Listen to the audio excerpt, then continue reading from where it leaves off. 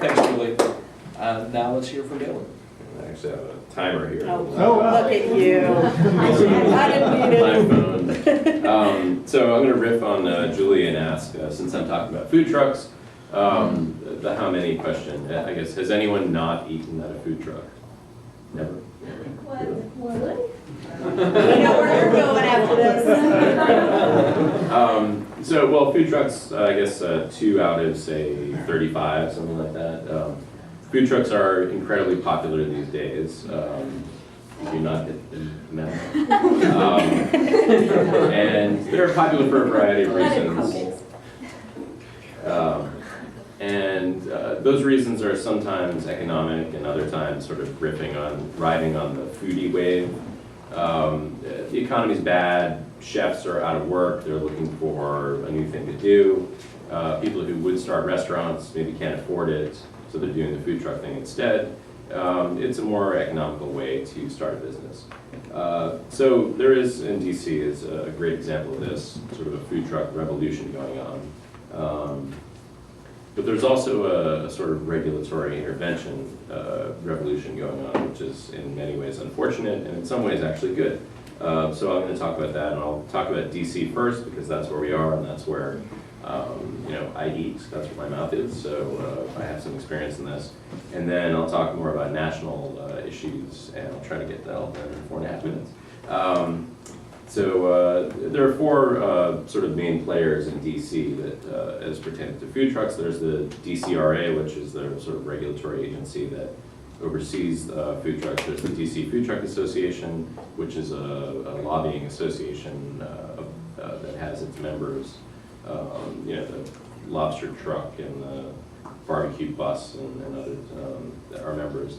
There's the Restaurant Association of Metro Washington, which is sort of plays the role of foil in all of this. They represent brick and mortar restaurants, actually a pretty small number of brick and mortar restaurants, but they wield some, I think, outsized power, and they oppose the food trucks for reasons I'll explain. And then business improvement districts, which are sort of nebulous. I guess there's like the DuPont Circle and the Logan Circle and other business improvement districts, and they play a role also. Some of them encourage food trucks and make it easy for them to operate there, and some of them not so much. I'd like to add to the list of players, because I can do this because I'm up here, Keep Food Legal, which is my nonprofit. I've written some articles for Reason on food trucks. I've done a bunch of research that I presented at places. I presented at University of Chicago Law School this past weekend, and at Rochester Institute of Technology and other places. I'm actually teaching a course at American University, which I know you all want to take it, but it's booked, in the fall, on social media and food and how that's sort of changing the way that we eat. So those are sort of the things going on in DC. And now I'm going to get into some of the issues, and we see them in DC and we see them nationally, and then talk about some potential solutions as we, in July, say, on food trucks. And they've done a bunch of work, a bunch of research in this area, and they pointed out 5 different kinds of restrictions that have gone in place. There are bans, which I think are most obvious. You can't have a food truck. I think Rochester, New York, actually has a ban on food trucks operating within its borders. There are zones. So, and there's an attempt actually in DC right now, it appears, to enforce that sort of thing, which would be, say, you can park here, but you can't park there. There are food truck free zones, or there are food truck friendly zones. There are proximity rules, which say you can't park a food truck within, say, 200 feet of a restaurant, 1,000 feet of a restaurant.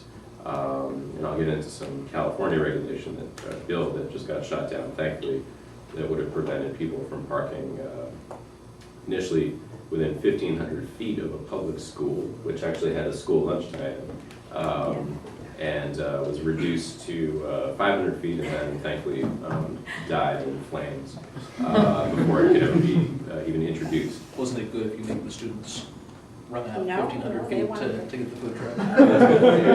Exercise, yeah. The horrors. There's also this amazing, you've probably all heard of it, the ice cream truck rule in DC, which says that you can't pull over your vehicle until there's a queue, there's a line formed of customers, which is sort of different, you know, it's a little cart before the horse, because you can't, slow down and just grab some people and just like, so it used to be that ice cream trucks, and I guess maybe they still do this, would play their annoying music, and kids would in a Pavlovian way run over and line up.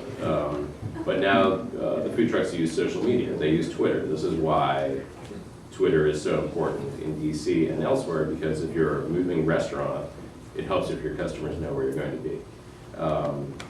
And so people actually line up, the lobster truck, I use them because I've written about them, will say, we're going to be at such and such, Farragut Square at 11:45.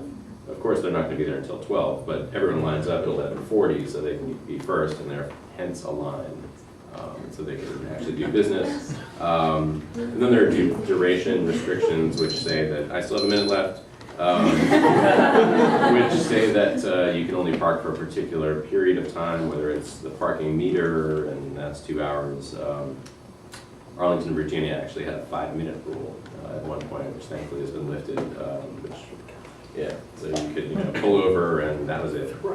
And then you could roll slowly while helping the customer.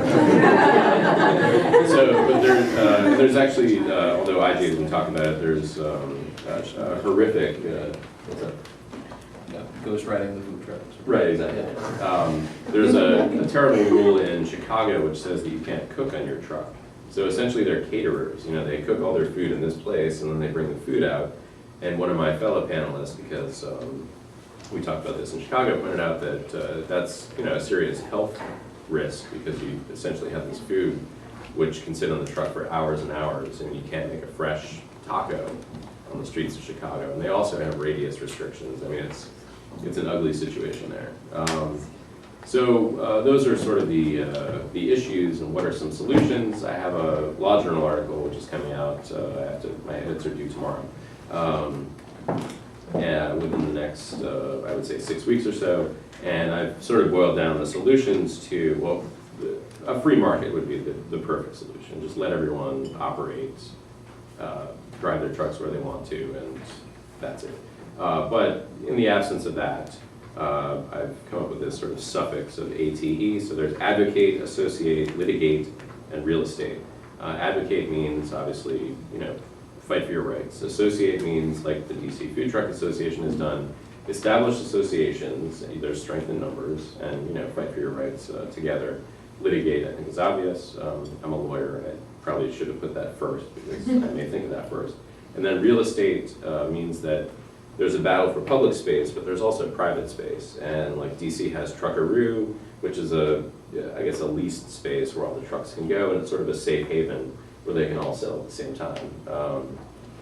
We argue in our article that these sort of truck lots, we call them, are the future of vending.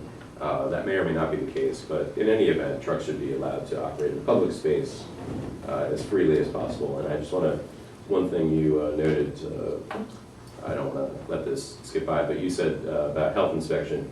The trucks are actually inspected in the same way as a brick and mortar restaurant. It's the sort of the location and other things that differentiate them in terms of their treatment by the state. Great.